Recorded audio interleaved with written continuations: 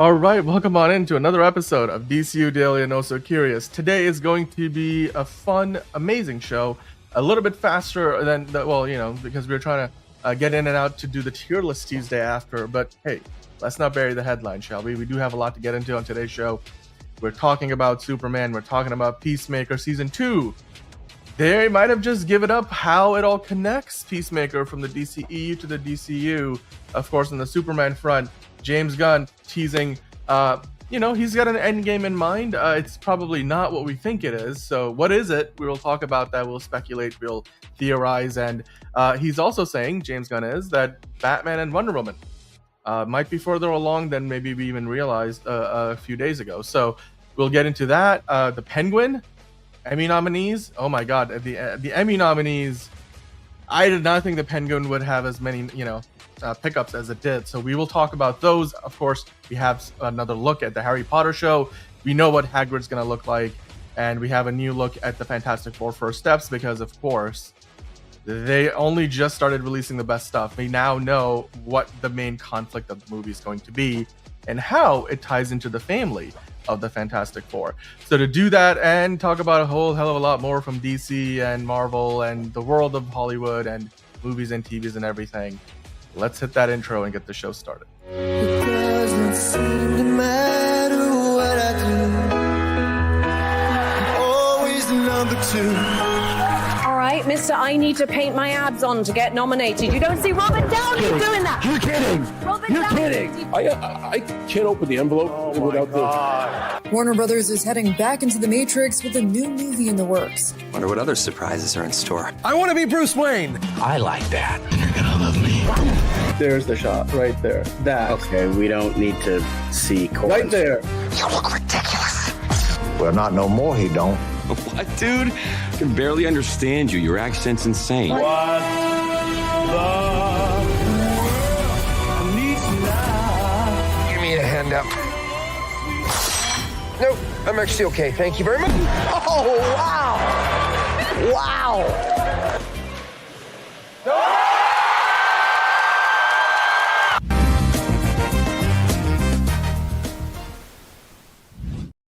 All right. Okay. I might have even undersold some of this stuff before we started the show because, oh my God, we have, even more than what I just mentioned to get into. We finally heard about whether Robert Pattinson reached out to David Cornsweet. Did he give him advice when he got cast as Superman? Well, did he? I don't know. We'll find out. So there's a lot more in the show today. The Naked Gun, first reactions from the Liam Neeson movie, of course, with also Pamela Anderson. That we have to get into. They've got a popcorn bucket that it is a pretty deep cut reference, and I can't wait to talk about that. So to do that and so much more with me, as always, today, I've got John. How are you doing today, John?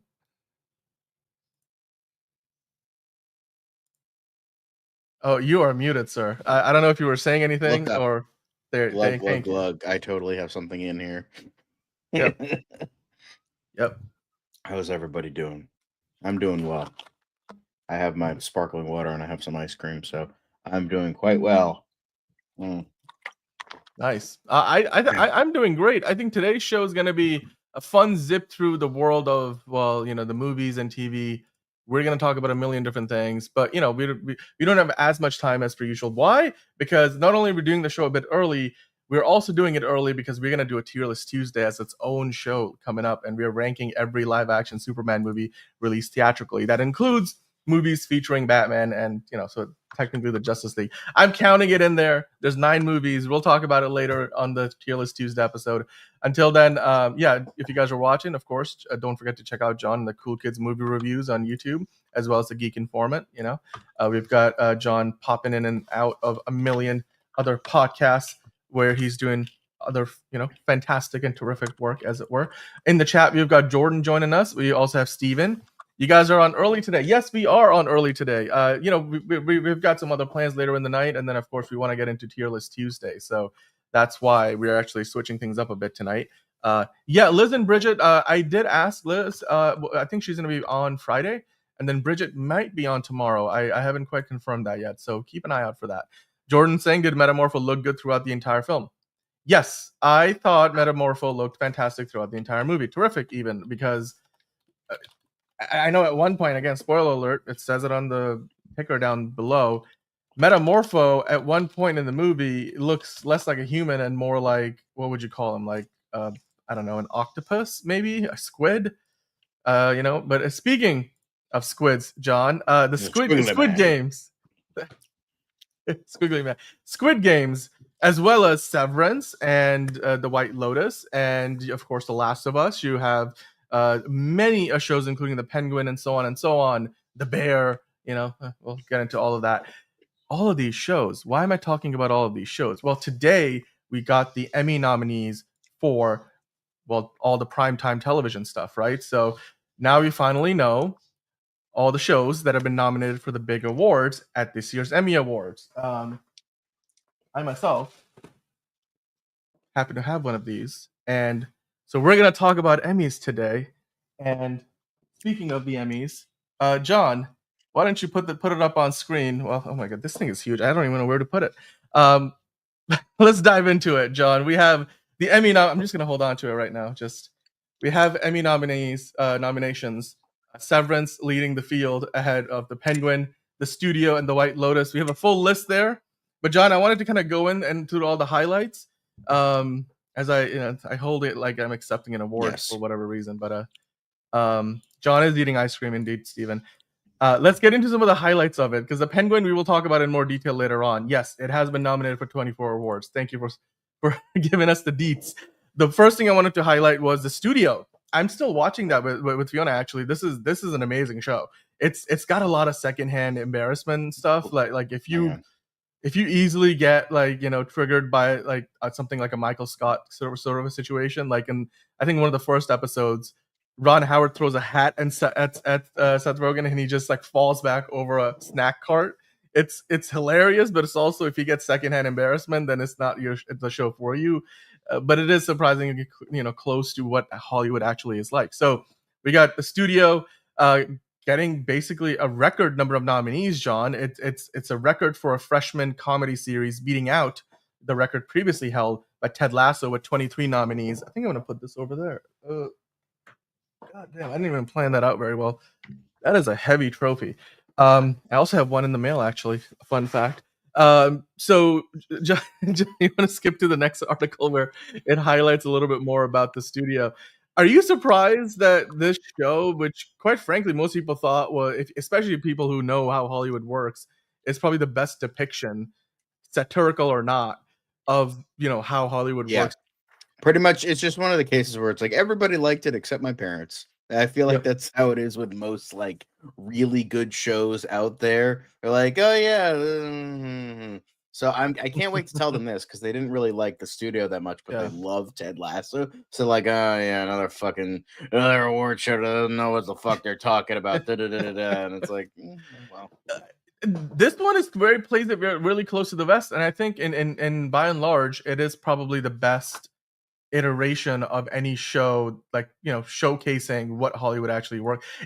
I've heard from people who work out west that this show sometimes is hard to watch because you're like, oh my god, this is really too real. It's like you're watching it, you're like, I don't know, man. It's like I literally had that meeting earlier today, and now I'm watching it on TV. It hits close, right in the emotions.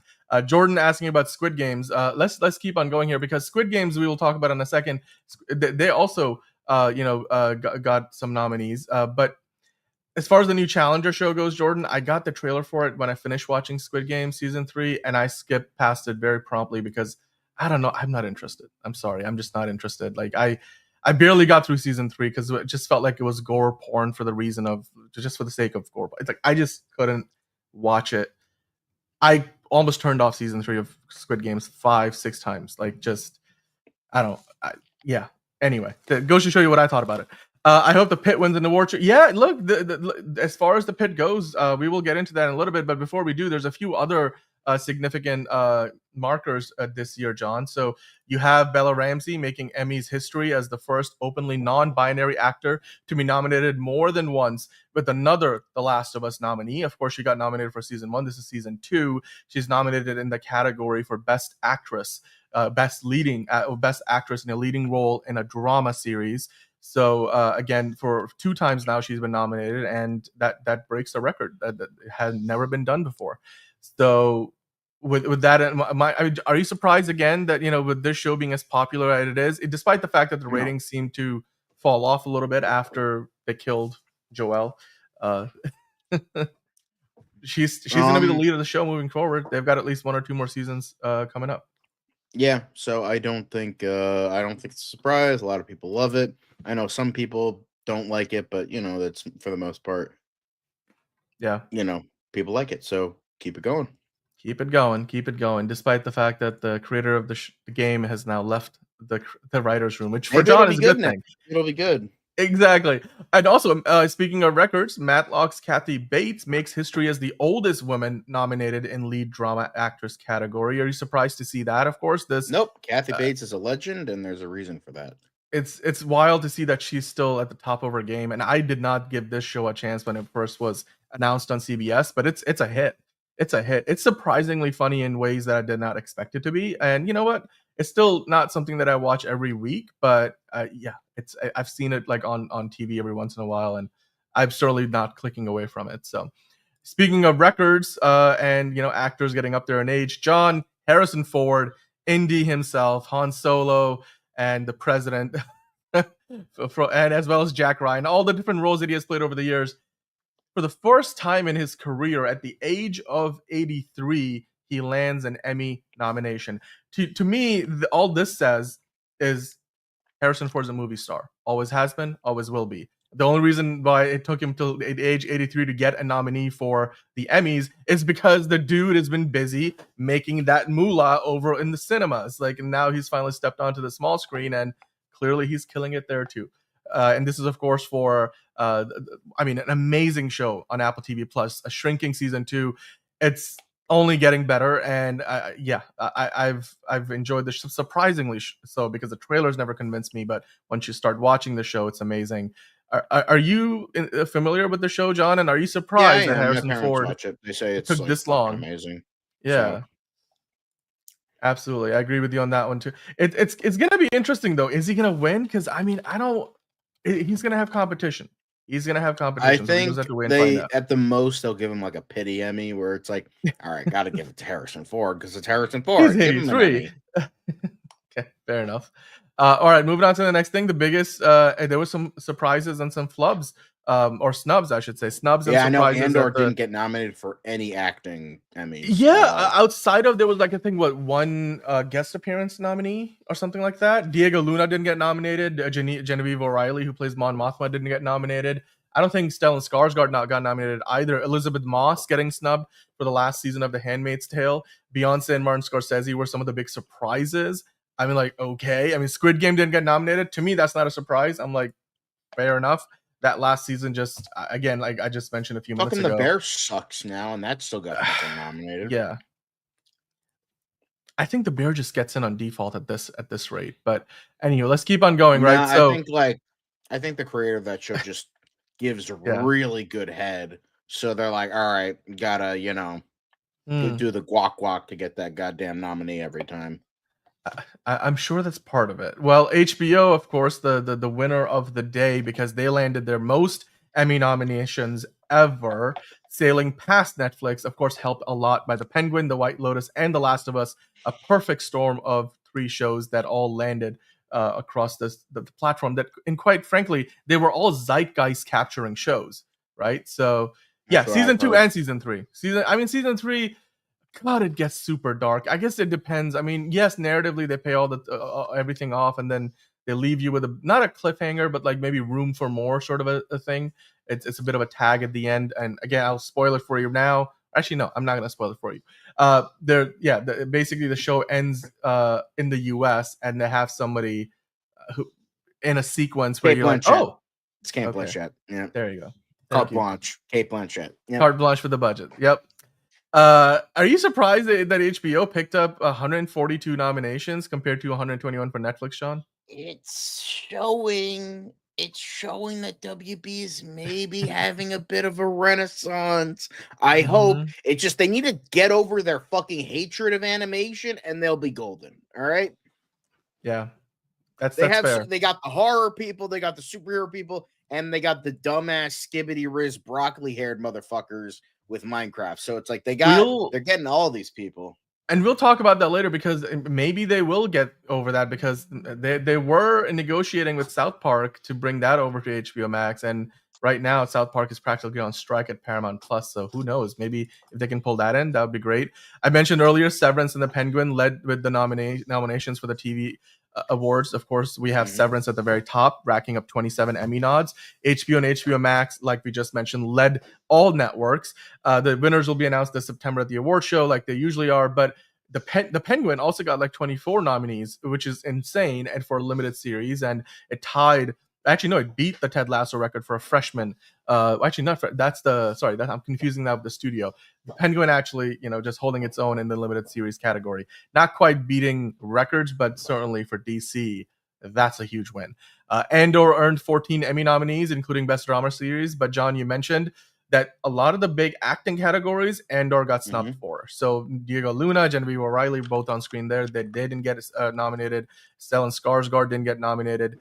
So they did, although, get Forrest Whitaker being nominated for Outstanding Guest Actor in a Drama Series. So Forrest Whitaker only showed up for an episode and a half, and he got nominated. But then while they did nominate Dan Gilroy for Outstanding Writing for a Drama Series, again, as far as talent in front of the camera, really Diego Luna, Stellan Skarsgård, Genevieve O'Reilly, all of them getting snubbed. I think that's probably, at least for Genevieve O'Reilly and Stellan Skarsgård. Although, again, I feel like Stellan Skarsgård's performance in season 1 was more impressive. So I'm okay with that to a certain degree.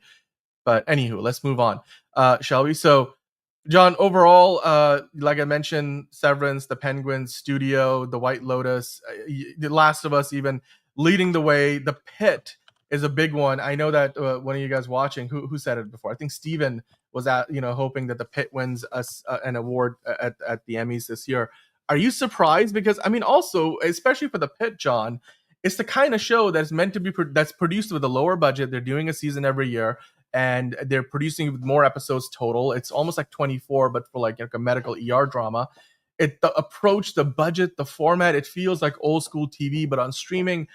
How far will it go if it manages to win an Emmy?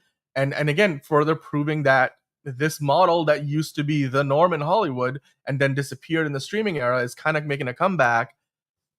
I mean, how much does the Emmy go on to validate their process and their approach to making The Pit?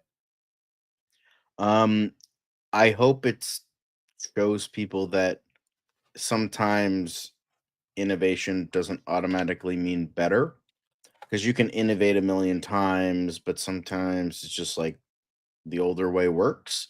Now, I'm not saying this for everything, whatever it is, it's just like for this, it's just like sometimes having a good amount of episodes, a good season, not fucking a 3-episode seasons every 6 years. It's like that's not viable for TV, because it's like now you're just making movies for TV rather than TV for TV, because it's two separate things. And I get there's the idea of making more cinematic, but you just gotta stay in your own lane. I would say, sure, you can get people that are famous, but it's just I mean, maybe with the exception of a Harrison Ford, it's just have just TV actors, because I think half the reason why a lot of these shows take so long. Look at Wednesday season 2. Jenna Ortega had 16 projects lined up, and that's why it got delayed so damn much, is because she's a movie star. She's not a TV star. Yeah. At least with The Pit, Noah Wiley, I'm no, and here's the thing, it's a different thing. It's he's a TV star. He's not going off and doing, 5 different big budget blockbusters. He's, staying here, and he's staying the course. He's doing what he's good at, and not to deny, because I know people are oh, it's TV. That means that's where the shitty actors go. No, it's just that's what works for them. They can handle the schedules there. And you know what? There are plenty of great actors that have only worked in TV, that have stayed on TV and are just as good as movie actors. They just like to stay on TV because it's more of a consistent income than doing a movie and then praying to God that like you get another audition, get another. TV's consistent. That's what works about it. And that's why it should remain like that. It shouldn't be like a movie where it's like, okay, you have this like 6-episode season and then like maybe it'll come back. Like, for instance, The Orville is another big one where it's like it's technically canceled, but it's also technically still in the wheelhouse because, but that's like a whole thing with Hulu and Disney. But it's still something to note in terms of like TV versus movies.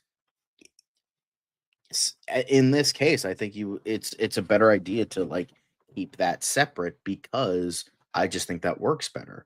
I just think that hopefully the pit stuff like the pit make sure to like keep the TV part TV and not movies on TV.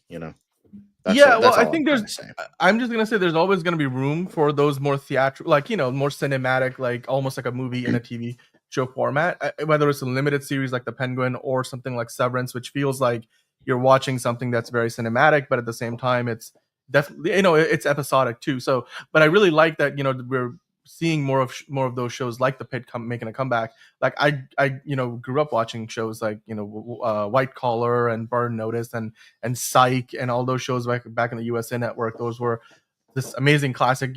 Monk before that, and what was the one with Hugh Laurie that everybody loves? Why am I forgetting that one?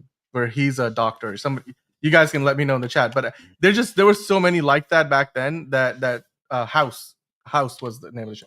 And today we just don't see many of those because just the way television is formatted is so different. But when you look at the nominees by program, Severance leading the way, The Penguin number 2, not that far behind. The Studio at number 3. The Penguin is the only limited series there in the top 5. You see The White Lotus, The Last of Us. 3 out of those 5 are from HBO. 2 of the top 3, John, come from Apple. What do you think that says about Apple TV Plus, the quality of content there? They've got 2 of the top 3. And beyond that, even they've got more in the top 10. Like, are you surprised to see that? Like the Apple TV Plus is relatively small compared to. You said it so many times on the show how fucking goated Apple is. They just consistently give hit after hit after hit. They had Morning Show, they had Ted Lasso, they have The Studio, they have Severance, they have like all these amazing shows. Hell, even For All Mankind, they have all these great shows that just consistently get. Maybe not winners, but RuPaul's like Drag Race got 8, yeah. So like, and meanwhile, okay, you have like a couple Netflix, like you have White Lotus, you have Black Mirror, but then you have like a Hulu, which is like Only Murders in the Building, and then also The Bear, and then you also have and a couple obviously Netflix, Disney Plus, like Black Mirror, and stuff like that, but. Dying for Sex. Yeah, I mean, there's all of these shows. The Daily Show, I was just watching the latest episode earlier of The Daily Show. I like that Andor is up there, though, with 14 nominations. Again, more validation for, I think, the best thing Star Wars has ever done, period. And then when you look at by network, I was mentioning earlier, HBO leading the way. HBO and Max together got 142 nominations. Netflix got 120. Apple with 79, which is a great number for a streaming service that is much smaller in terms of like the size of their catalog. And look at their bank account is a lot bigger. Chunk. Yeah, look at the chunk between ABC and Apple. Like it's just like that's there's like 42, it's a gap. And it's then a big gap.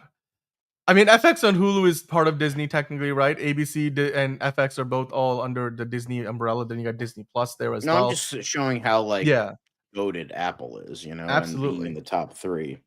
Yeah, and White Lotus is HBO, absolutely. Superwash, it is HBO.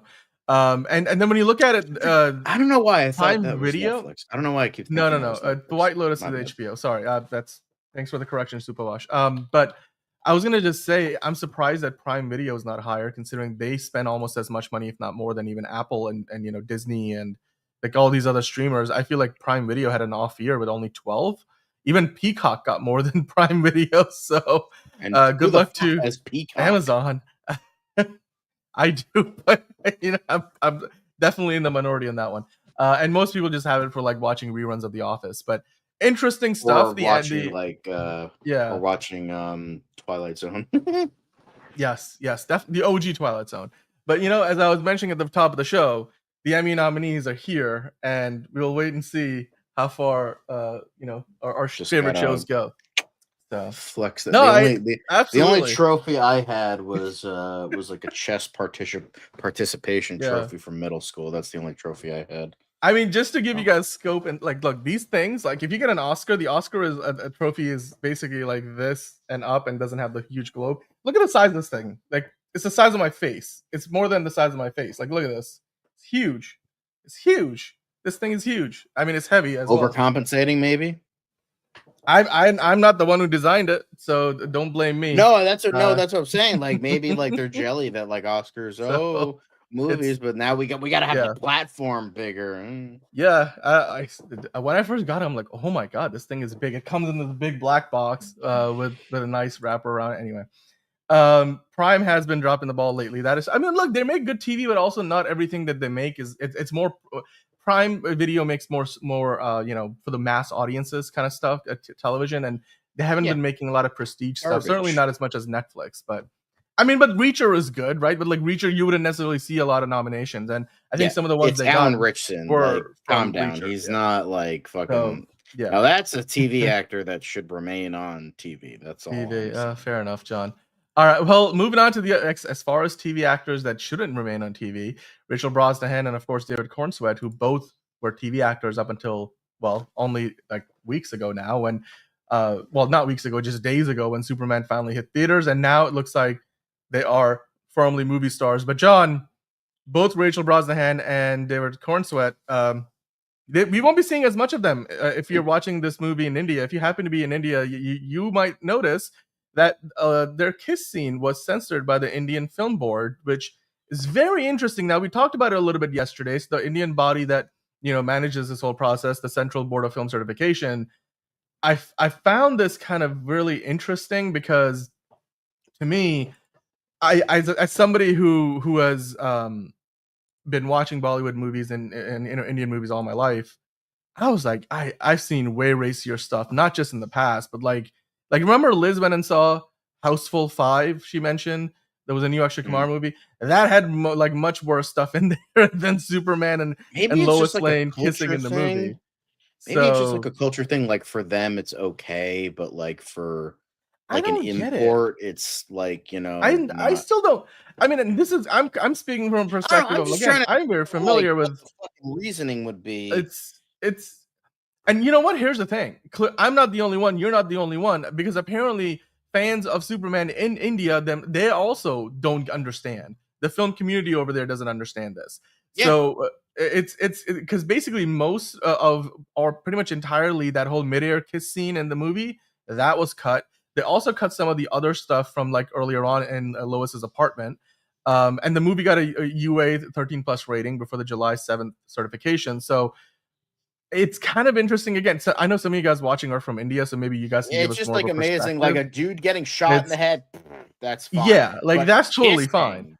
Oh God, what next? Hand holding? Jesus Christ, get this filth off my screen. I mean, for example, one of the actors in Bollywood from Sony Live, which is a TV show there, and Scam 1992, and then Prime Video's The Family Man, Shreya Dhanwantari. There we go. So Shreya basically was saying, if this is true, this is ridiculous. Some ridiculous crap happens every day, every damn day. Sure, this is the least of our worries, but is something done about anything else? There is some crap every day, every damn day. Clearly really frustrated. Then you go to Amol Jamwal saying, you can have lewd, double meaning jokes in Houseful 5, beheadings and gory violence in Jatpat.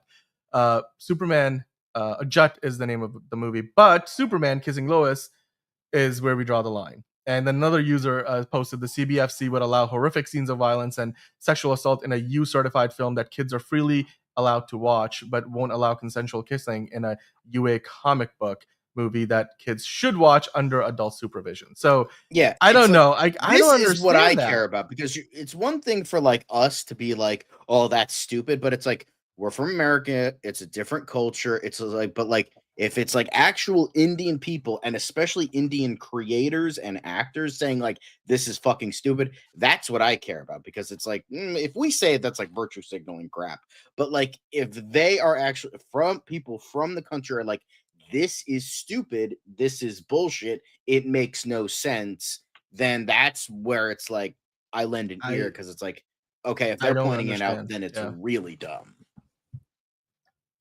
It to me doesn't make a ton of sense because, like I said, I can show you off the top. I could like literally just go to YouTube.com and find you like 10 clips that YouTube allows from movies that that are recently released in Or like Indian YouTube cinema. for kids, like, Yeah. go there. It's kind of wild to think that this is where they drew the line.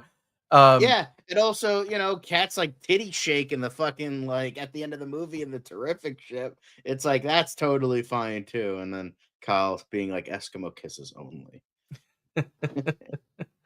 Well, we'll just have to wait and see again if they provide any more reasoning. Maybe they consider it bestiality because it's an alien. Oh God. Honestly, I could see them saying that. The Watcher's here saying Daddy's got some goods to drop tonight. I don't know what you're talking about, The Watcher, but we'll keep an eye out if you do have any scoops for us. But hello and welcome on to the chat. We're going to continue to talk about more Superman stuff because, of course, the marketing for Superman is still ongoing. It's official. The Watcher has cake. Show them cheeks. Anyway, we gotta boost that viewership. You guys need to hit the like button. I don't see a lot of likes on this video, and there's a lot of you watching, so definitely hit the like. We appreciate it.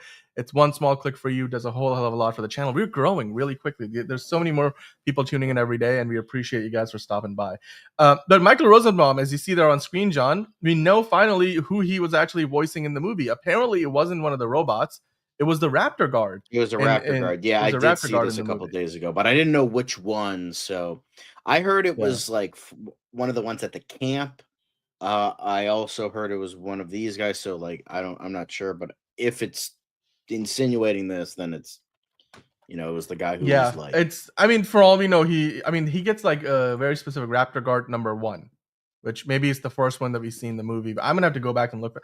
That's something we can like go and hunt down when the movie comes out on Blu-ray. But it's interesting to see that's the direction they went in. So there we go. Moving on to the next thing.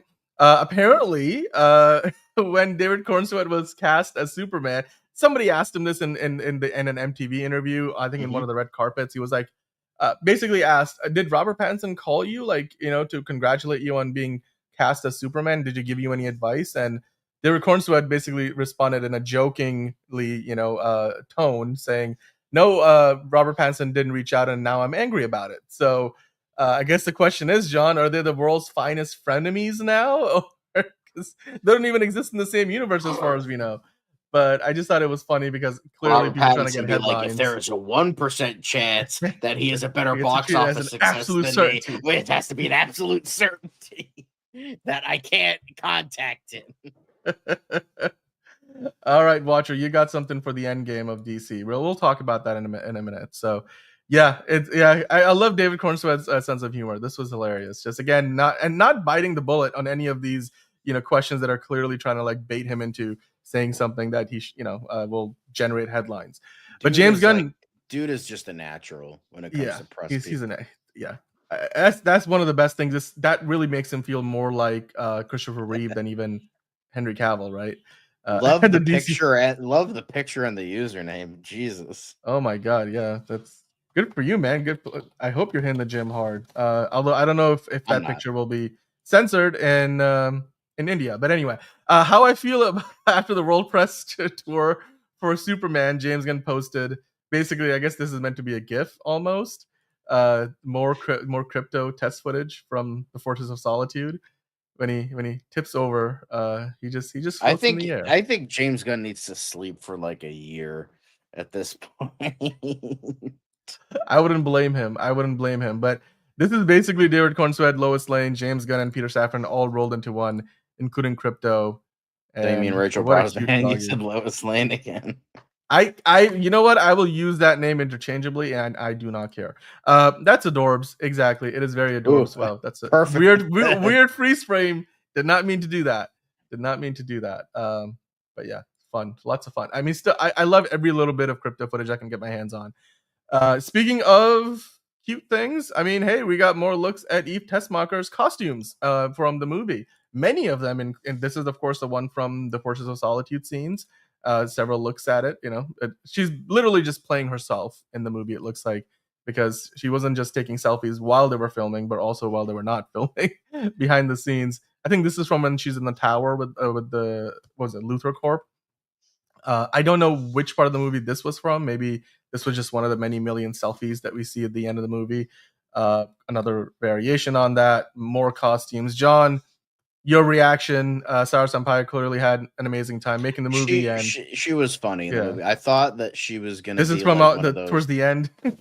I thought it was like gonna be one of those like kind of dumb things, but Mhm. like honestly, I thought she nailed it. I thought like clearly Yep. she was having a ton of fun, and really overall a very funny character, a very good comic relief. Yeah, Jimmy got game. I mean, and He's the Rizzler. this is the game Jimmy's playing. So, I don't know. I don't get it, but he's there. We go. That's how it is. So good luck to Jimmy and Eve. I guess in the next thing, whenever they do that spinoff, which I don't know. If I was James Gunn, I'd be greenlighting that shit tomorrow. But anyway, yeah, Jimmy and Eve together. Which again, well, I guess at this point we're past the spoiler warning. But anyway, John, are you excited for a potential Jimmy Olsen spinoff? Or are you... Give me more Jimmy. Yeah. Give me more Cool. Jimmy. God damn it. I want to see more Jimmy. Jimmy the Riz Olsen. Yes, we want to see more of that. Okay. So let's keep going though, because we have to now switch gears just, for a little bit, because we'll get back to talking about DC and Superman in a few minutes. But we kind of talk about, man, we have to discuss the fact that the Fantastic Four First Steps is now days away. Of course, San Diego Comic-Con is days away. Fantastic Four is days away. I think the best trailers and clips they've put out have all come out in the last couple of weeks. Because for whatever reason, all the trailers they put out before that were not working, because they just were holding too much of like the useful information back. I'm not saying tell me everything that happens in the movie, but give me enough, to work with. Entice me. Entice me. Tell me whistle, something. please. Yeah, because there's like everything they were showing us. Like, for example, even the image in this article, John, like the back of Galactus's head in New York over, the Statue of Liberty. I'm like, okay, I get it. The first time we saw it, cool, but like then the next trailer didn't do a whole lot else beyond that. Now, though, in the last few weeks, you've talked about, like, I think they put out a trailer like last week that Liz and I went through. I think it was on Sunday's show, maybe even, that I thought was the best trailer they put out to date. Now they've put out a new clip revealing what Galactus actually really wants in the new movie. Let me The take a First guess. Step.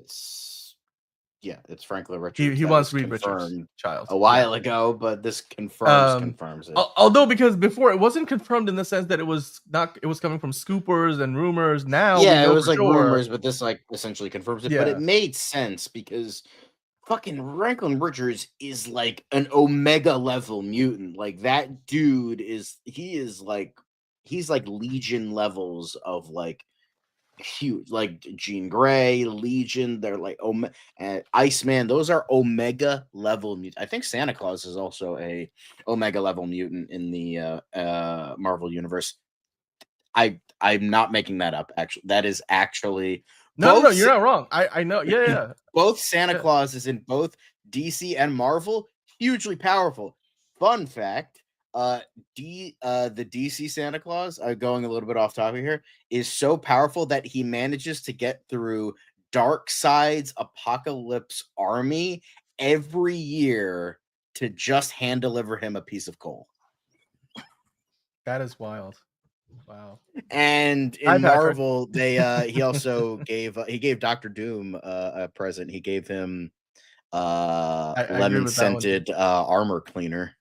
He's like, give this man his milk and cookies. Great stuff. Anyway, sorry. It's just like I just love those. I love the tangents. So thank you. No, it's great, because I'm sure that will come in handy for when we are in the Christmas season, because especially next year, Marvel starts Dr. Doom holiday Avengers. Special. I wouldn't mind it. Marvel, I would not mind it. Let's make it happen. But as far as this clip goes, John, basically this is an extension of that press conference that happens in the movie, and like they ask him like, well, how did you defeat Galactus? And basically Reed is like, and then he looks over to the thing, and the thing is, no, we didn't defeat Galactus. And why is because Galactus basically, when they went up there, was like, I want your baby. And they were like, that's a step too far. We can't really do that. So now they're posing this whole question of, it's that whole situation with it's one baby or it's the whole planet. I can imagine the philosophical argument around that. And the fact that these, public figures, like, will they make that sacrifice? Obviously, like, I think this is a situation where they can either deal with it in a very nuanced manner, or they could deal with it in very black and white. Like, we will not give up this baby for the sake, we would fight Galactus instead. I just don't know how they're going to approach it. But I thought this clip, again, provided a key piece of information that up until now we've been missing. I'm like, okay, Galactus is coming. What the hell is Galactus going to want to do? Does he just want to eat the planet? Because that's what we thought. Now we know that he's going to want to take Franklin Richards. John, how does this even, it has implications beyond this movie, right? Because like you said, Franklin Richards is one of the most powerful mutants in all of Marvel. So does this now give you a better idea of how the Fantastic Four might be setting up Avengers Doomsday even? Because the rumor is, and again, spoiler alert, that potentially in the post-credit scene, Doctor Doom comes and takes Franklin, and that's why the Fantastic Four have to jump, to a parallel universe, to the 616 MCU, to go after him. Yeah, I mean, we joked before. I mean, it seems like the case, because we joked before that, like, did they really just spoil the fucking ending of the damn movie? And because that would have been ridiculous. And like, and we joked about it. I'm like, I hope that wasn't the case. And it seems like more and more that isn't the case, because that would have been really stupid. But Marvel, they might be dumb, but they're not that dumb. They might be idiots, but they're not stupid. So, I feel like they wouldn't do that. And I feel like with this clip and all that, with the rumors that they didn't do that, but Yeah. By the way, we have Hunter Iggy in the chat now. Also, Eugene is here. Fiona just came in. Moderator Fiona, that is. I mentioned Patrick is in the live chat as well. Kyle is watching live today for the first time in a while. Anthony Manzano here also saying, what comics for Batman and Wonder Woman match the tone? We're actually going to get into that a little bit later, so we'll see if you can save your comment for later. Bane will break you is here as well. If I think they're ruining the movie with all these trailers. Remember when everybody was speculating that this world will be destroyed? Now it does not seem to be that, and now we know what Galactus wants. Well, look, I think it's a matter of what you think is a spoiler, because I, for one, don't think this really gives away the ending of the movie. Like, for all we know, still the world gets destroyed by the end, right, John? It doesn't. There's still a few missing pieces here. Like, this doesn't tell you everything, but to me, it does give me a lot more to work with in terms of why go see this movie. We have seen a very different version of Galactus before, and all he was basically, another planet-eating generic monster that obviously was part of a very underwhelming, movie. But here we get a more comic-accurate version of Galactus, but also he's not just there to eat to eat Earth and like destroy Earth and consume it. He's there for a much more seemingly nefarious reason. I saw online there was a theory that maybe Galactus is wanting for Franklin Richards because his own universe got destroyed, and Franklin Richards can recreate that for him, like bring it back. Do you think they're going to take it that far, or I don't? How does? Because again, I feel like now this really ties into Avengers Doomsday, and they did say this movie directly connects to Avengers Doomsday. Do you think Franklin Richards will be at the core of the conflict in Doomsday and Secret Wars now that we have this piece of information about what Galactus wants? If they would just make Pedro shave. I agree with the Watcher. But yeah, I think I mean, I can see on both accounts of like they're revealing too much, but they're revealing not enough. But I feel like, I mean, I could see both working, and I feel like you are right. We still don't know a ton of stuff, and it's not like they're revealing the entire movie. But I could feel like there's some things that should have been a surprise. Like I saw a couple reviews of Superman. Like I really liked the movie, but there are a couple things that should have remained a surprise, and that they revealed more than we thought. And so I think this might be the case of like, maybe they shouldn't have revealed the kid, but I don't think it's going to ruin the movie. So, obviously we'll see, but no, I think this is, oh God, that fucking hairline, Jesus Christ. What's the formula for that Johnny fucking Storm? Hairline? God damn. I understand he has hat hair, but woof. Anywho. Yeah. But yeah, I could see both arguments. Yeah. Though. Yeah, well, I mean, we're gonna have to just wait and see what the movie actually plays out like. It's only week and a half away at this point, so we won't have to wait very, very long to figure out exactly how things will play out, because after this, all we have is Spider-Man next summer, which doesn't supposedly even connect to the rest of this greater story arc. Although who knows, that might be changing. And then of course Doomsday is next December, not even this December. It's 18 months away. So um all right, you guys are already getting back to DC conversation in the chat. But before we move on to talking about the Naked Gun, guys, remember, hit that like button while you're here. Get in the comments, let us know, did they give away too much in this new Fantastic Four clip?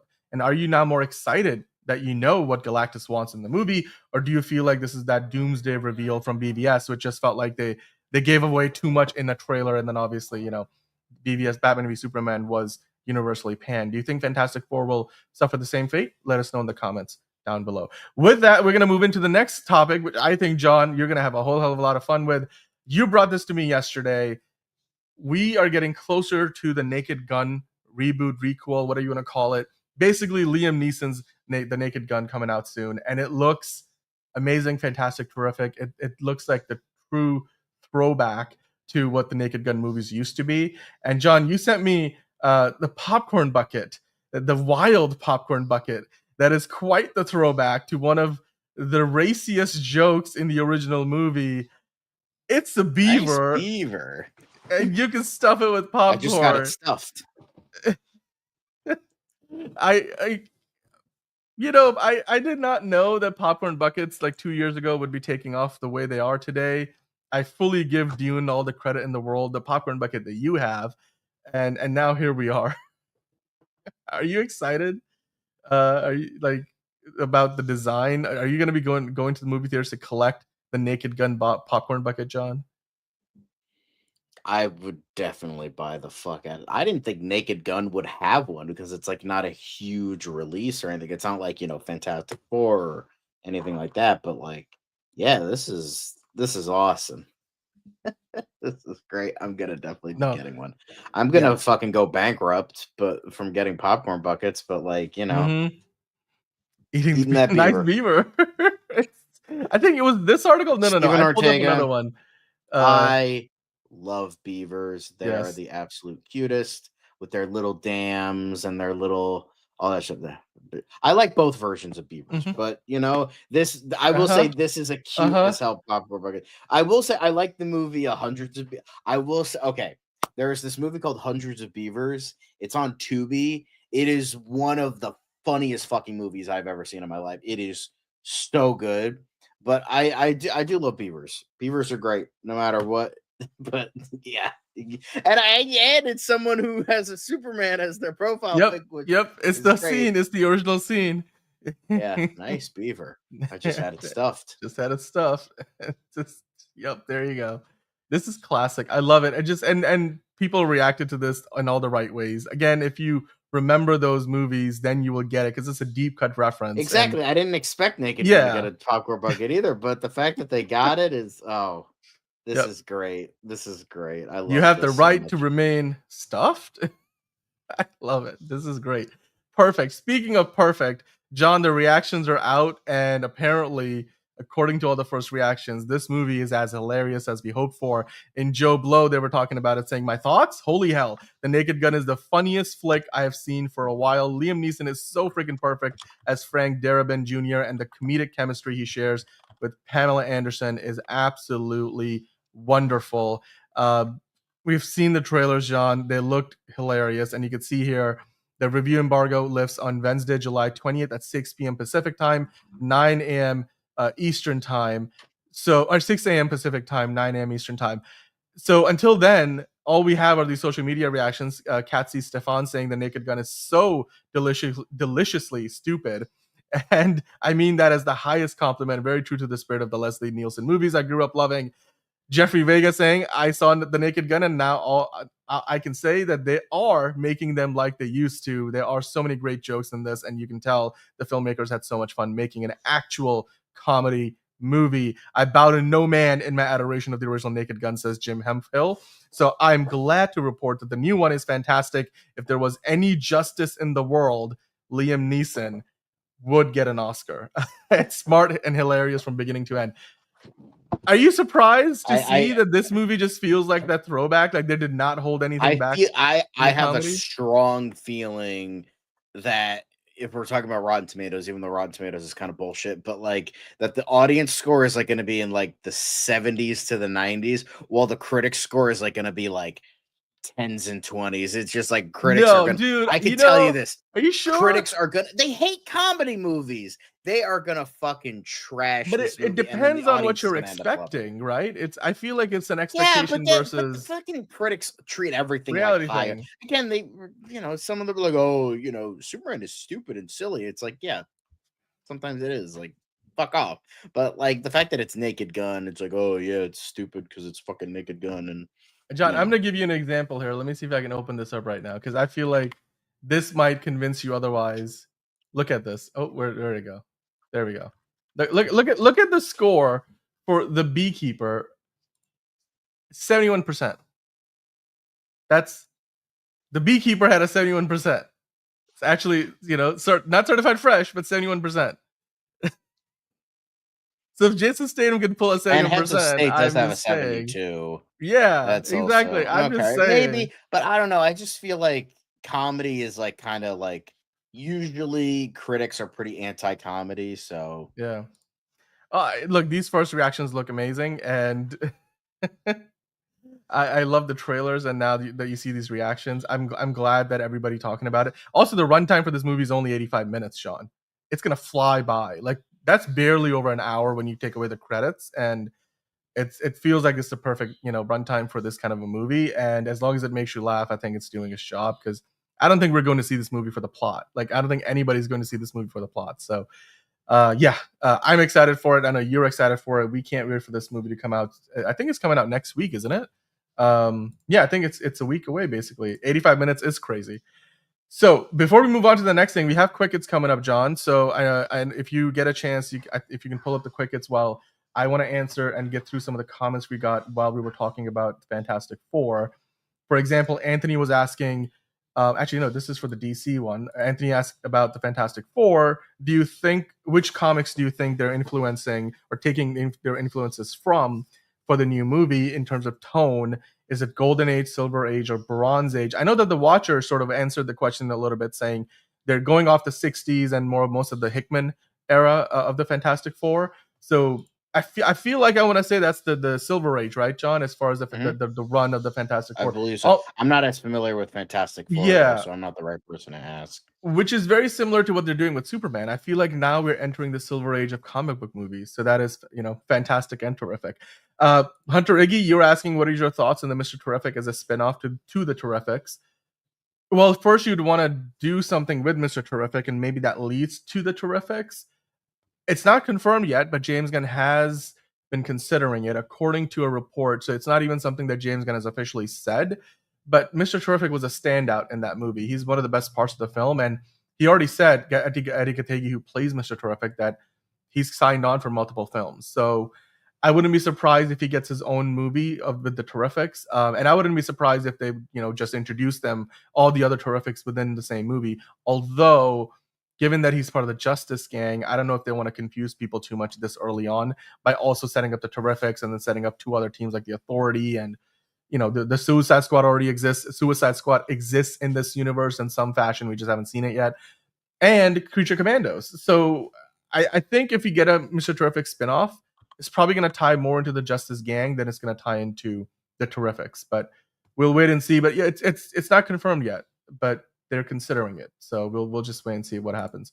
And to answer Monique's question, as far as studios not going to Comic-Con this year in San Diego, it just has to do with the fact that a lot of these studios don't have a ton to show.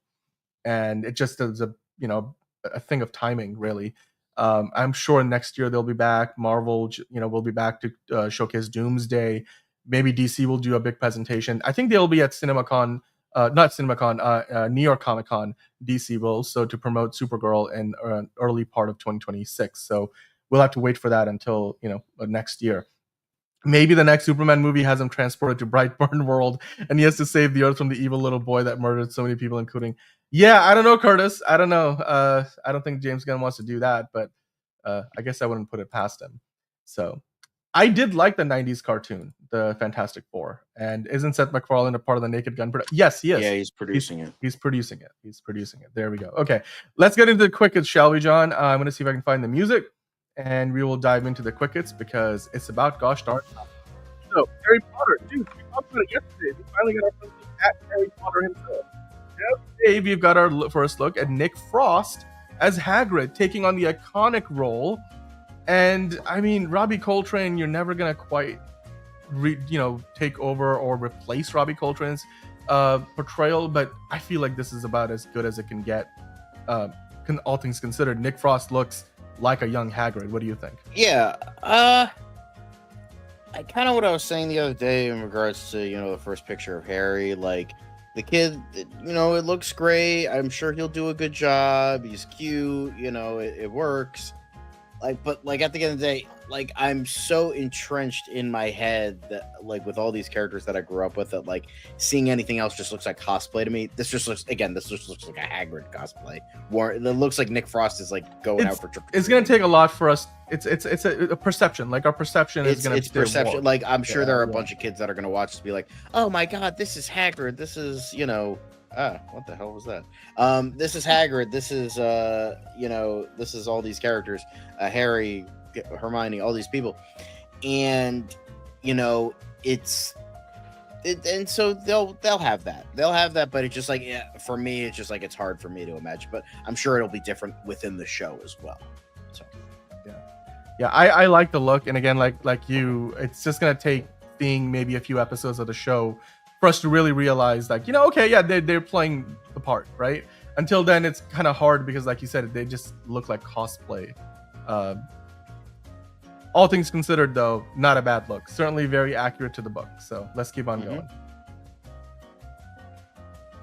This was the Vanity Fair lie detector test. Yeah, lie detector. Go ahead, you explain it. I think because now the shoe is on the other foot because Nicholas Hoult is the one who's hooked up and answering questions from David Cornsweet, as opposed to the other. Where he's where he has his weird blonde hair for his next movie, How to Rob a Bank, whatever the hell it is, and David says, well, do you like that? Do you like that? He's like, I like it. And they're like, it's truthful. So it's you love it, don't you? He's like, very cute, very nice. It's for his next movie, right? I think Liz mentioned he's working on another project. That's why he needs the hair. I heard that the Backstreet Boys were performing in the Sphere in Las Vegas, and I found this clip the other day online, John.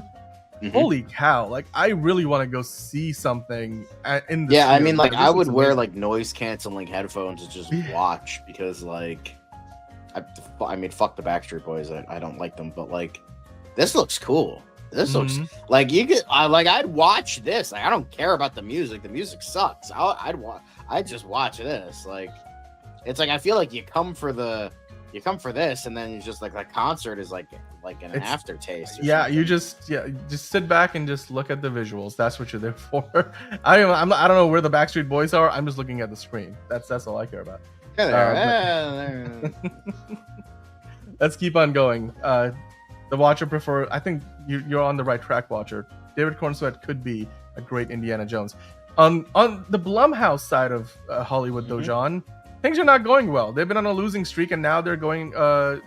Not going. They have laid off some of their staffers in the film and television divisions. Are you surprised to see that they're cutting back in some areas? No. Because that an ambitious. M3 was a disappointment. So that makes sense.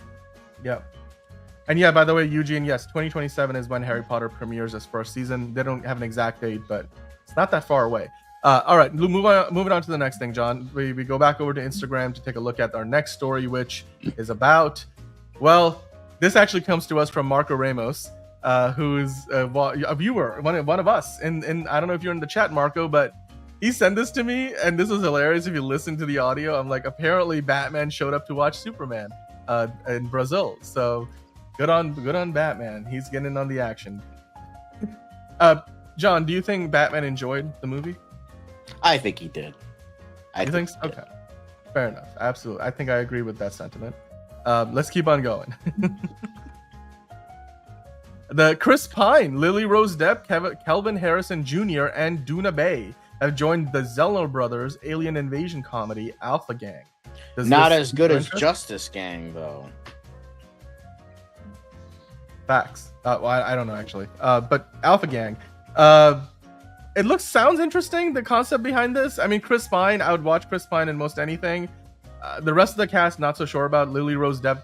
I feel like she's done more things that don't work than ones that have worked. So hey, you know what? She's on a renaissance. She did Nosferatu. Everything. Apology accepted. I got you.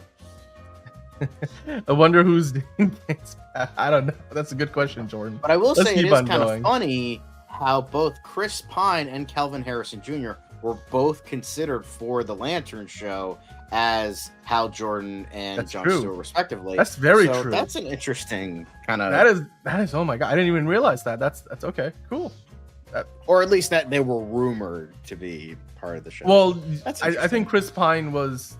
Yeah, I don't know if he was actually offered the role or not, but yeah, we had fan art that looked pretty good last year.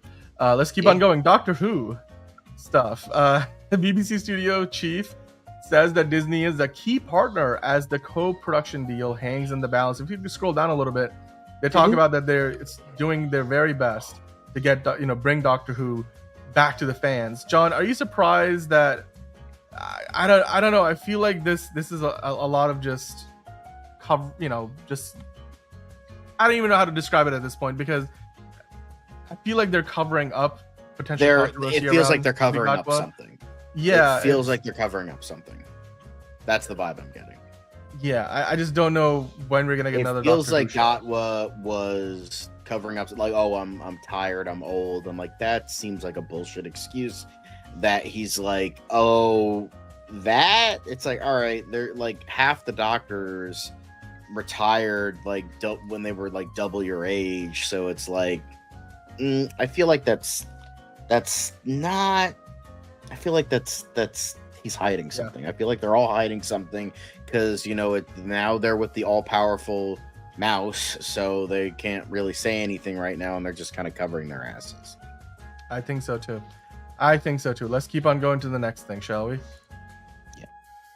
All right. So broadcast TV has slipped now to an all-time low audience share in Nielsen's latest reporting for the month of June. And if you go to the next article, John, specifically broadcast viewing, meaning people who watch CBS, NBC, ABC, Fox, like broadcast networks, now their percentage of total TV use has dropped to 20%, below 20% for the first time ever, as streaming basically takes over. And I mean, it feels like this has been a long time coming. John, are you still surprised that it's gone here this quickly, that broadcast has now gone below 20%? I believe if you go down, I think they actually have a chart in this article. So to me, it's not so much of a surprise. I still, it's weird having grown up in an era when, we all saw TV shows on cable and broadcast television, and they're still around.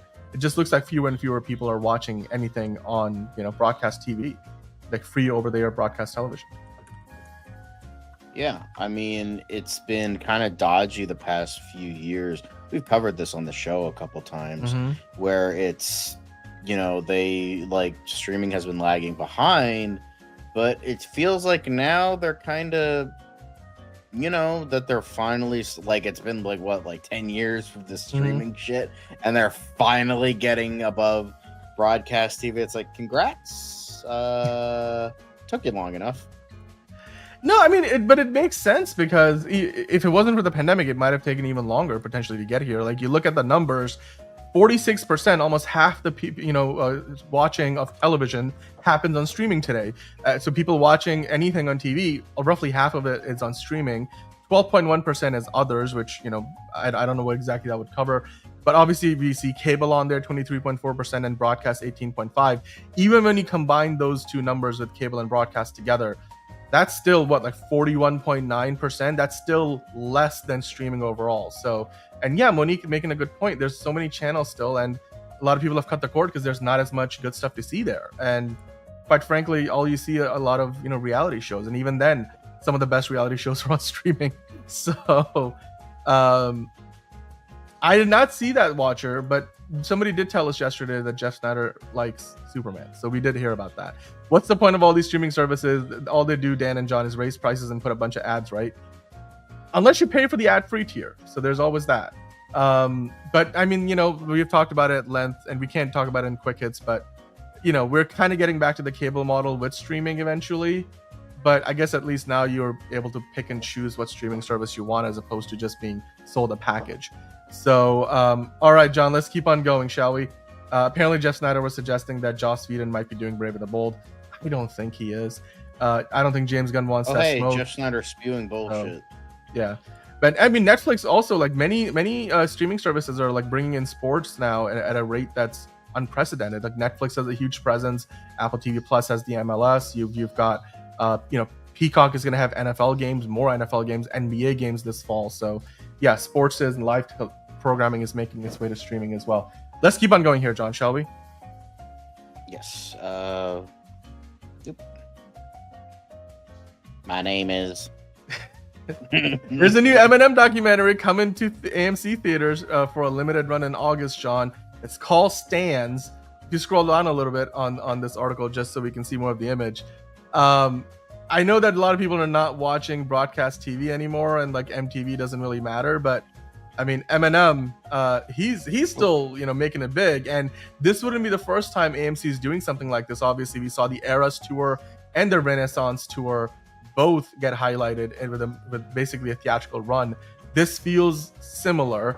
So do you think it has the potential to do anywhere close to what those other two tours did at the box office? Possibly. I mean, Eminem is still huge, and he's still like one of the most, if not the most successful rapper of all time. So yeah, I mean, that would be pretty awesome if like it does do as good. But also, Beyonce fans and Taylor Swift fans are fucking batshit fucking insane. So there's also that too. So I hear you, man. Yeah, I do. It's yeah. Well, let's keep on going. We got one more quick hit. And I mean, dude, I did not have anywhere else to fit this on the show. I would have wanted to talk about it a little bit more, but because there's a lot of implications to this. The Odyssey, if you scroll down a little bit, we get to see Matt Damon's beautiful face. The Odyssey's putting out the IMAX tickets on sale a year ahead of when we would usually would see this happen, because the movie's not set to come out until July 17th it's in July of next year, July 17th of this year. They're putting the tickets on sale for IMAX, John. Are you surprised? Because this is kind of unprecedented. We don't usually see this ever, where they're putting tickets on sale for a movie that's not due for another year. They're not even done filming this thing. Like we haven't even gotten a first official trailer. But I mean, this is just for IMAX right now, like only for IMAX. Oh, what happened there? Just for IMAX alone, so not like for Dolby or RPX or anything like that. But yeah, a year I don't have before the any movie IMAX comes out. Theaters near me, so. Do you think this is more like they're trying to make this feel like an event, like a Super Bowl or like the final of the or FIFA how World Cup? Oppenheimer they're trying to do the Barbenheimer thing again, but without the Barbie part. Because I mean, the big thing about IMAX screenings are like you and I both know they're limited, right? And the new movie comes out, it takes over. Like F1, I was having a hard time finding an IMAX screening for 2 weeks into its release. Superman will be out of IMAX when Fantastic Four comes out, at least in a lot of places. So for them to be doing this is again IMAX's commitment to Christopher Nolan. Like when he puts a movie out there, it's an event. It's the kind of event that you buy a ticket to a year ahead. So do you think a lot of people will buy tickets to this movie like a full year before it comes out in July of next year? Yeah, I think it's a whole it's so simple tagline. It's just when it comes to begins and Nolan, it works, like he knows a thing or two about beginning things. Yeah. There we go. But yeah, I think honestly, I think they're trying to redo the success of Oppenheimer. But it's like there are going to be super nerds of Nolan that are going to get those tickets. I mean, I can't imagine that they're going to be very big, like until like, I don't know, at least 6 months from now. But I mean, look, even if interesting. Like, even if they start selling, like, I don't know, 10 to 20% of the seats that are available, I feel like this could potentially be like, oh, the biggest of the big movies should be doing this more often. Because can you imagine if they do something like this for Avengers Secret Wars, like people get their tickets a year in advance?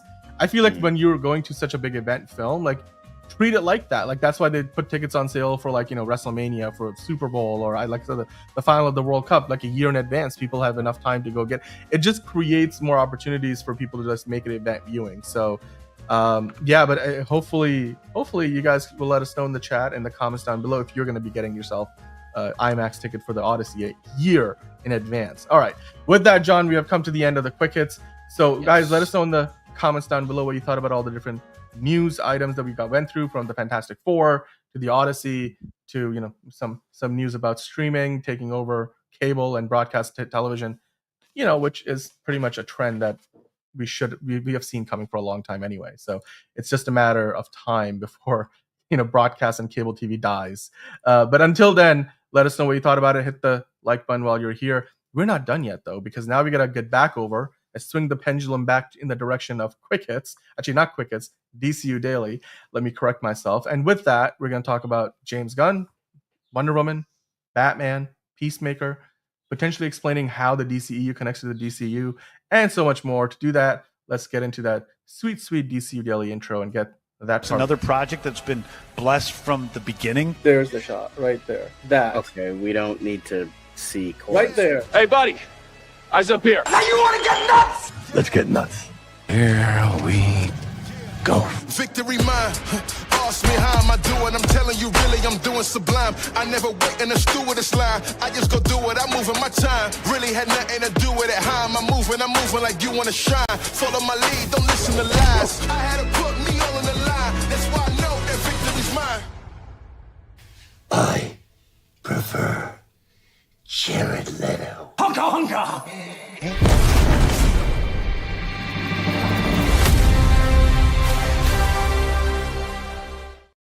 All right, welcome on into another episode of DCU Daily. If you've been watching live, then you've seen us talk about Superman already.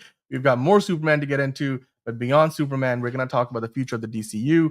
We also have to look into the secret trailer, the Peacemaker Season 2 trailer that they're playing ahead of Superman right now, only in theaters though.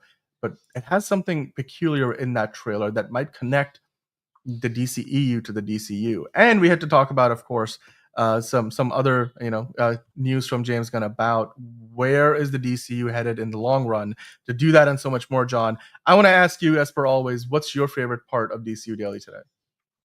I'm excited to talk about the Peacemaker stuff, because I don't know, I'm excited because it's just like the onslaught of Superman can be a little bit exhausting sometimes. I still love it. I still like talking about it. It's just anything else to talk about. It's just like, whoa, okay, Superman, calm down. But like Peacemaker is like, I'm curious. I'm curious about it. Yep. Hey, Enterprising saying, hey fam, just got done watching Justice League versus the Five. All right, that's an interesting. I don't know, John, have you seen that one? That looks like one of the animated DC movies. Oh, I haven't seen. I heard that was not very good, so I never watched it. But Enterprising, let us know. Do you like that one? Did you like it? Did you have a good time watching it? Bring on Peacemaker. Yes, we will be bringing on Peacemaker in a minute. MPG saying, I haven't seen that trailer, heard about it, must not be an AMC. Same. I did not see it myself. John hasn't seen it, but it is playing ahead of Superman. So we have some details, and they might not be playing it everywhere. So that's certainly something we'll look into later on. But John, we're going to start off with something that's not even related to Peacemaker. We got to talk about the Absolute Universe, because we got a new look at the Absolute Joker as part of the upcoming issue of Absolute Batman. This one, though, I have no idea what they're doing with it. You tell me, what the hell are we looking at? I have no fucking clue. Like, you have Killer Croc and then Bane, and just like I don't get it. I this one just missed the mark for me. I don't understand what the hell is happening here. I literally can't tell you what is going on. I feel like somebody asked if it was like a Black Mercy, or I have no fucking clue. And this is weird. This is partly why I don't like the Absolute Universe. Like, it just like, I think it's just too weird for me. And just like, I like the Batman stuff. I don't like roided up Batman with the fucking like bat logo battle axe. And I'm like, all right, that's like, I respect that Scott Snyder and Nick something. I forget who the artist is. Nick something. They're doing what they want. DC's letting them do what they want. It's a very much a creator heavy subsidiary of the mainline universe. Like it's its own thing. I respect it, but like I just don't think it's for me. Yeah, same. I don't even know what I'm looking at, so I'm not gonna be bothered to check this out. But hey, you know what I was bothered to check out? You were bothered to check out is the Penguin, because we've got the Emmy nominations now, and the Penguin is potentially going to be picking up to 24 of these. 24 nominees at the Emmys this year, John. Are you surprised? That's a near record for a comic book show. I don't know what the record is. I could imagine that's going to be somewhere in the 20s, because 24 already is a huge number of nominees. In fact, that's the second highest, only second to Severance with 27. So DC Studios, with I guess under the DC Studios banner, one of their first efforts, comes up to us from the world of Matt Reeves' Bex, the Batman epic crime saga.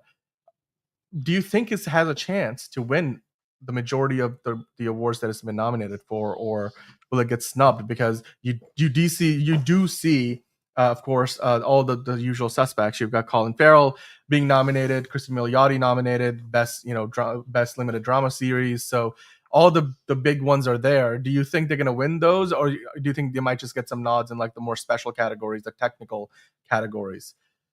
Yeah, I think. Look at the whole list there. That whole paragraph is the list of things they've been nominated for. I think it's just like gonna be some specialty stuff. Maybe Colin Farrell and Kristen Milioti will, maybe Deirdre O'Connell, but like I don't know. That is a real Emmy. I actually have two of them. This is just one of two. So yes, thank you. It is real. Yes.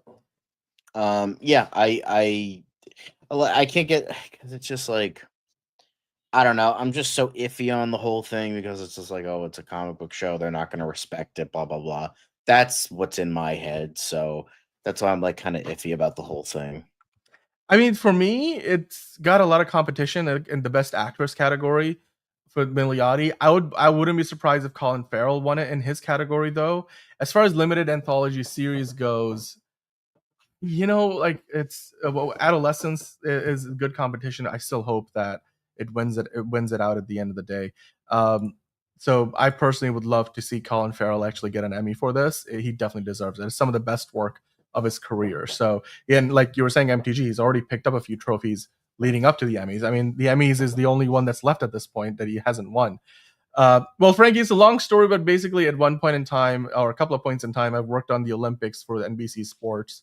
And for that, and my team won Emmys, including myself. So yeah, more it's a sports Emmy, but they all look the same. There's daytime Emmys, primetime Emmys. The ones we're talking about now are technically the primetime Emmys. There's sports Emmys, there are creative arts Emmys. There's a million different. There's actually Emmys for like the kind of thing that we do, even to a certain degree.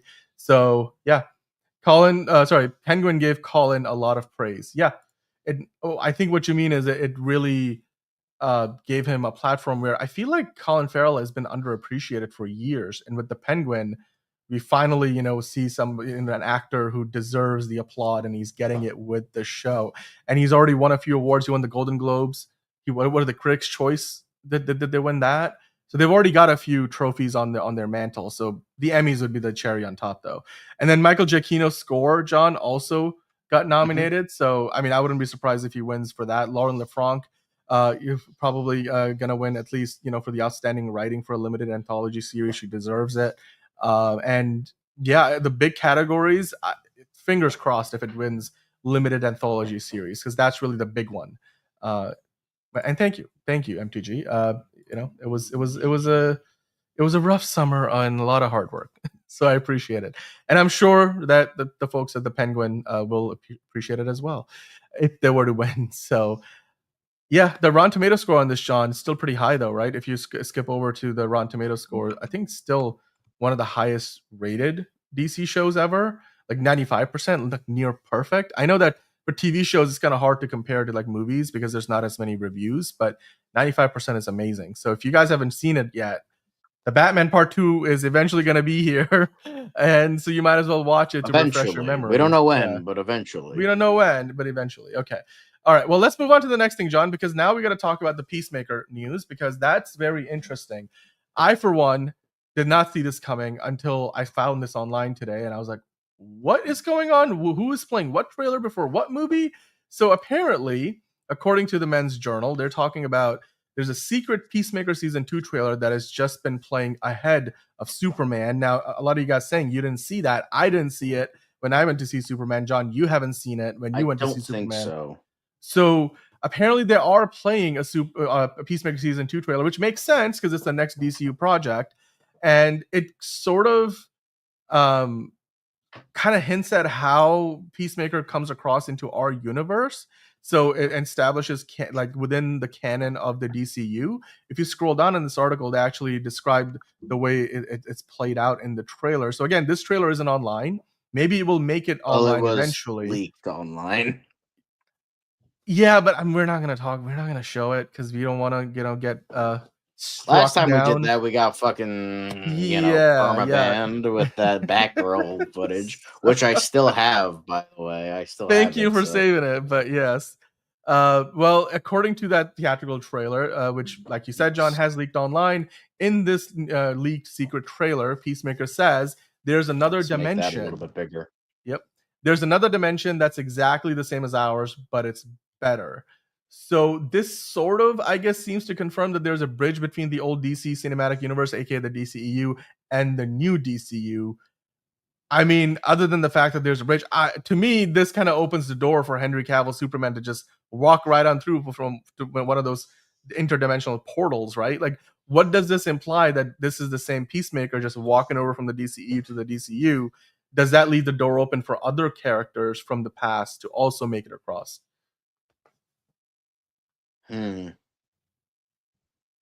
Possibly. But, like, I feel like in a very Peacemaker kind of fashion, I feel like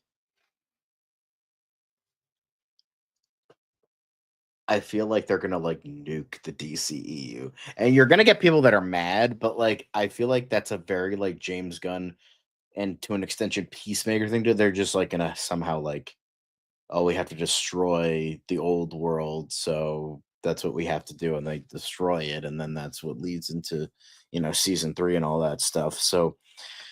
But that does answer the questions we had, like, oh, how is, Rick Flag the head of Argus when they haven't really talked about that in Superman or Creature Commandos? Because it still seems like Amanda Waller is very much like the head of Argus. So it seems like, Flag is head of Argus in the DCEU, but not the DCU. So that's like the vibe I'm getting. Yes, it opens the door for maybe the real Ultraman, but like there is the idea of like you could also just change the name, there's that as well. Yeah. But whatever it is, it's definitely like it eases a lot of headaches. So I feel like it just eases like DCEU. It's just like, okay, yeah, Suicide, that's all canon. And there are some things that like traveled over because I assume Peacemaker is like auditioning for the Justice Gang, and like that is, that Guy Gardner and Hawkgirl are technically in the DCEU. I mean, do you think this also kind of implies now that our Peacemaker that we're familiar with from the DCEU comes through and then kills the Peacemaker of the DCU, who's like an evil, who's still like an evil dude? That's the vibe I'm getting from the trailer. Like, that he's gonna come in and kill that dude. Because I was reading some stuff where it was like, oh, he's doing like infiltration missions, like going back and forth between the DCEU and the DCU. And DCU is like, he's like, I want to stay here. I think they also like maybe did something with like Amelia Harcourt where he's like with her in like the DCU world. So, but here's the thing, the DCU helmets is different, yet in Superman we see him with the old helmet. So it's like, all right, that kind of brings up a big question. So it's like, I'd be like, who else would you bring in? Peaceman, Margot Robbie? No, don't bring fucking Harley Quinn. Keep her dead. Fuck that bitch. Yeah, exactly. So that's why I was like, good point. It's a good point, right? That's the That's what I thing. just said. Yeah. Yeah, like exactly what John. And he does say he has multiple helmets and stuff, but I mean, this would seemingly tie it all together. And James is gonna keep saying that this is maybe the direction they wanted to go in. Like, watch the show and you'll get your answers. And I can't wait to see this trailer now. I really can't wait to see this trailer because they've been hinting at it, and I was just excited to see if we're gonna get a White Martian and stuff. But now I'm like, oh, this opens the possibilities. Maybe Shola Marduenia's Blue Beetle comes through that way too. Maybe that's how they explain the Waller situation as well. Because, like you were saying, John, maybe that James Gunn saying, watch the show, and that's where you'll find out why Rick Flag Sr. is the head of Argus. Like, maybe Amanda Waller never was the head of Argus in this universe. I don't know. It also kind of changes up. Like, so is it just him, or basically the rest of the gang from the show, are they also coming through? So many questions. I feel like the possibilities are now endless. But guys, let us know in the comments down below what your theories are. Who else with Peacemaker is coming through that portal, if indeed the implication here is that, quite simply, how they're going to explain away the connection between the DCEU and DCU is, well, there's a portal and Peacemaker steps through it and he's like, there's another dimension and it's better. So and I mean, I'm sure that's going to trigger some people who prefer the DCEU to the DCU, but then again, intriguing. We'll get to find out, soon enough, hopefully, when that trailer comes out online officially, what it actually means. But let us know in the comments down below what you guys think about it. If you guys are watching live, then we'd love to hear from you as well. So with that, though, now we're going to move on to the next thing, our main story of the day today, which is all the talk that James Gunn has been doing of late. Recently, he was talking about, John, the idea, well, obviously doing a lot of promotion for Superman, and he was asked, amongst many questions, what's going on with Wonder Woman, what's going on with Batman, and one of the things that he addressed was the future of both of those key parts of the Trinity and also the four pillars of the DCU, John. So let's start there, because according to James Gunn, discussing the DCU's Batman and Wonder Woman making their debut in the new cinematic universe, he said it's not going to be until the script is ready. We have heard that before. Both scripts are being written now, and if they're good, and here comes the news, we'll go into production immediately. Now, my question to you, John, is, do we take that literally? As in, he's saying as soon as the script is ready, we're working on it? Because my question then becomes, how soon does that mean we're going to get one of these movies? Is it going to be on a calendar for 2027, 2028, where we don't have a lot right now outside of the Batman Part 2? Because when he says immediately, could he just mean, okay, we're going to get into pre-production, casting and everything, bring on a director? Or do you think he means that they might even have some production, like some release dates and production start dates in mind? So could it be farther along with these two projects than we even realized? Maybe. I mean, he has said many a times that, well, what's the word I'm looking for? He has said many a times that, Blessed from the beginning. Yeah, yes, blessed from the beginning. That Hi, Chili he's Champ. working. He's working on the Batman script. He's like, we're working on it. I have the writer. The writer is. I'm working with him. I don't think it's James Gunn. I think it's another writer. They're not revealing it. The only thing we got was the rumor was that like John Logan was writing it, but I don't know if that's true or not. So, the thing is, Andy Muschietti was at the screening for Superman, so that truncated like he's probably still going to be directing it, which is unfortunate. But that would be great if Peter Jackson could direct a Batman movie, but that's unlikely. If James Cameron can never direct an Aquaman movie, I don't think we're going to get Peter Jackson for a Batman movie. But would it be nice? Absolutely. But I think that's very unlikely. Depends which Superman. I've seen most of them, I'm pretty sure. Maybe. Elizabeth Debicki would be a great Wonder Woman. She's got the acting. I would prefer her as Big Barda, so. Because she's absurdly tall, and that makes sense for Big Barda. So yeah, I think James Gunn is tired of showing us the origin stories of Batman and Superman. He said as much, so I wouldn't be surprised, watcher, if Brave and the Bold also picks up kind of in the middle of the action like Superman did. But yeah, we shall see. I don't know if they have cast Batman and Wonder Woman yet, because James Gunn keeps saying not until the script is done, and clearly the scripts aren't done yet. So I don't believe we have our Wonder Woman and Batman yet, but maybe sooner than we expected. So I don't think they'll be announcing anything at San Diego Comic-Con. Maybe they'll blow us away, but the odds probably are that, we're going to have to wait till New York Comic-Con, like you guys were saying. The Watcher was saying that might be the place where DC will make their big announcements. So, yeah, Wonder Woman origin story I'm fine with because we've only really seen it once before. So I understand that if you get another one of those, that'll be fine. Yeah. Dude, Chili Chin, we've been talking about this over the weekend last week. People still want to believe they're going to walk that back. I just think like now it's too late. Like now it nullifies a lot of the importance of like what that twist does in the movie if they were then kind of repeal it by saying, oh, by the way, somebody did actually doctor it, even though they had every opportunity to address that in the movie and they didn't. So I'm not sure if that's where they're going.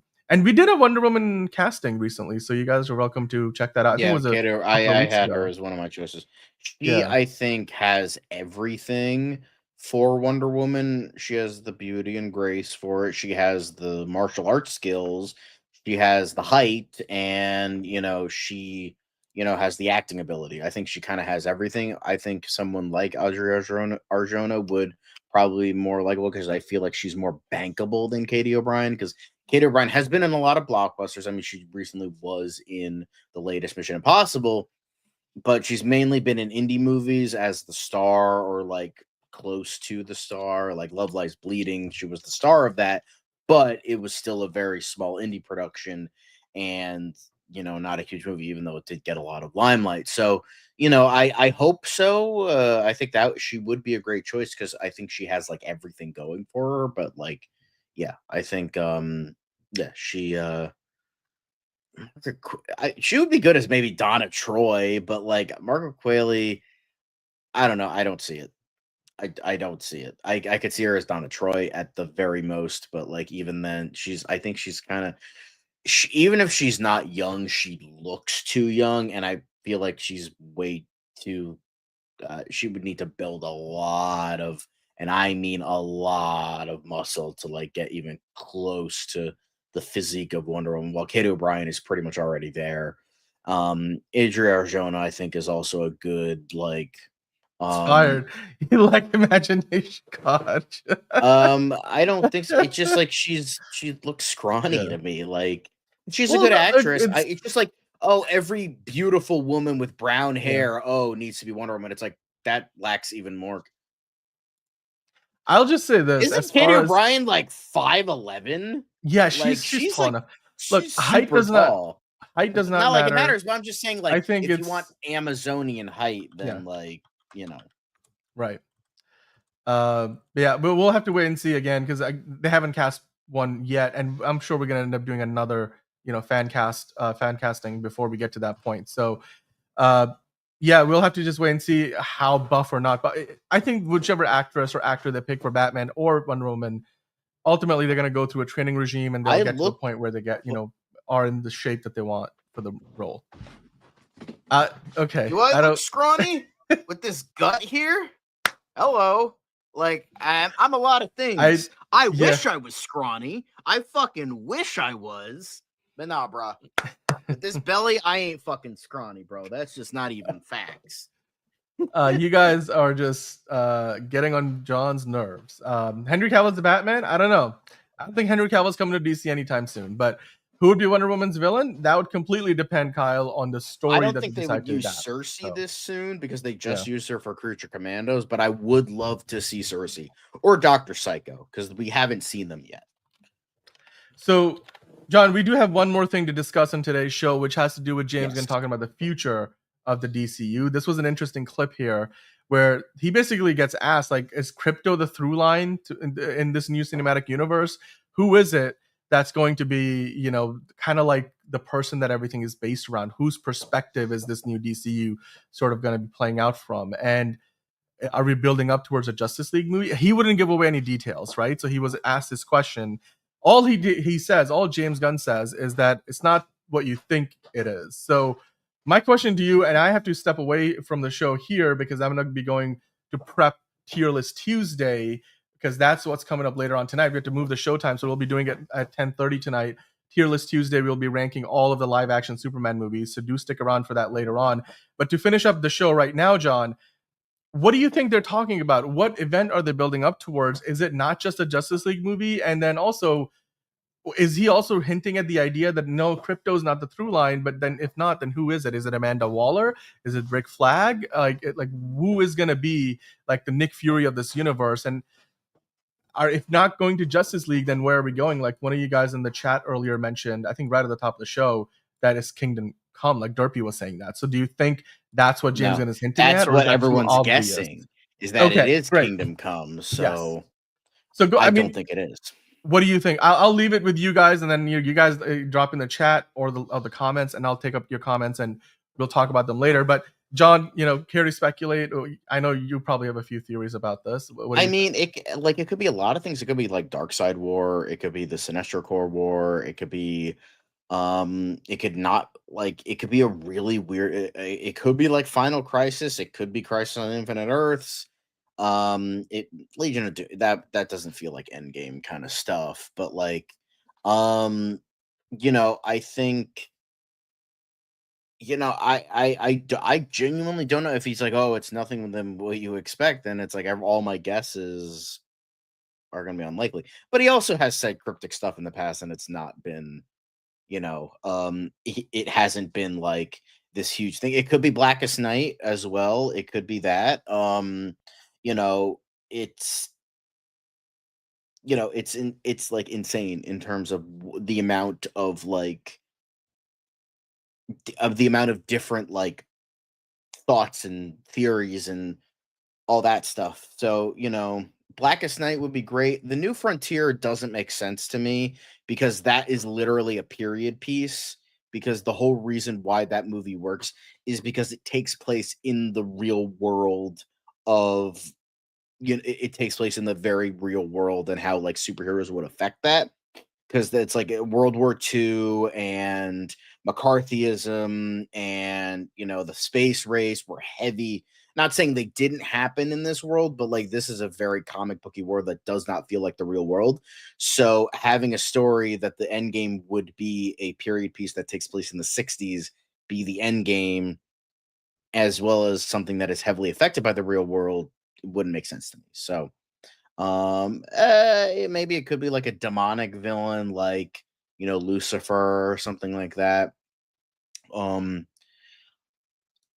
Well, I mean, it's possible that we do get Kingdom Come, but I mean, he did say it's not what anyone thinks. That's what he's saying. Obviously, he could be like just scheming and be like, "Oh, he's just saying that," and then it turns out to be the most obvious thing ever. Obviously, because Trigon. Yes, thank you, Kai Sweater.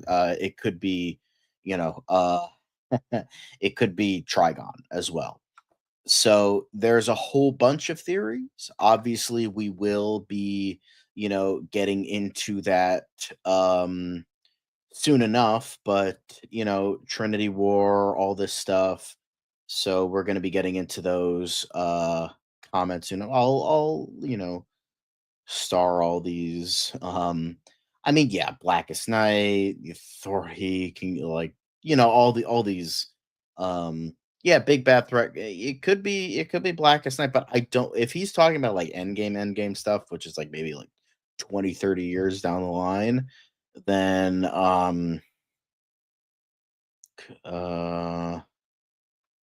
I mean the center could be the villain. That could be. I don't think he's gonna touch Darkseid for a while either. It could be Imperiex, because that is a very like unknown kind of villain, but that is affected by Crisis on Infinite Earth. So we would see how that. Obviously, there's so many crises. There's so many crises that you could do. But there's a whole mess of things that you can do, but it's nothing we'll expect.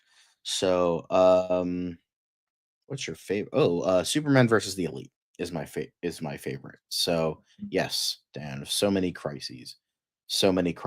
But before we filibuster a little bit too long, let's let's just end this for today, guys. We will, give our sign-offs, give our, goodbyes for now, but we will be seeing you guys later for Tier List Tuesdays at 10:30, depending. We set it for 10, but it's gonna be 10:30 because Dan loves being fashionably late. So I'm aware it's a 10-year plan, but if this is a profitable universe, Warner Brothers is going to be like, okay, let's keep them crank it through. Gunn can be replaced by somebody else. It's limitless how many stories you can make with superheroes, you know. But anyway, that's beside the point. Anyway, that would be preferable. And on that note, I thank you all for watching. Make sure to like, comment, and subscribe, because, you know, got to pump up those likes, got to pump up those comments. Make sure to hit the notification bell so you know when we go live. We are going live again at 10:30. So stay tuned for that. That's just going to be Tier List Tuesday. That's going to be like half an hour. So Dan had to get that ready. So yeah, do all the things. Do all the things, do all the wonderful things. We love and appreciate all of your questions. I can't thank everybody, but thank you all for watching. We love and appreciate you. And let us roll out with James Gunn. And remember, look up. It's another project that's been blessed from the beginning. There's the shot right there. That. Okay, we don't need to see Right there. Hey, buddy. Eyes up here. Now you want to get nuts? Let's get nuts. Here we go. Victory mine. Ask me how am I doing? I'm telling you, really, I'm doing sublime. I never wait in a stewardess line. I just go do it. I'm moving my time. Really had nothing to do with it. How am I moving? I'm moving like you want to shine. Follow my lead. Don't listen to lies. I had to put me all in the line. That's why I know that victory's mine. I prefer Jared Leto. Hunka hunka!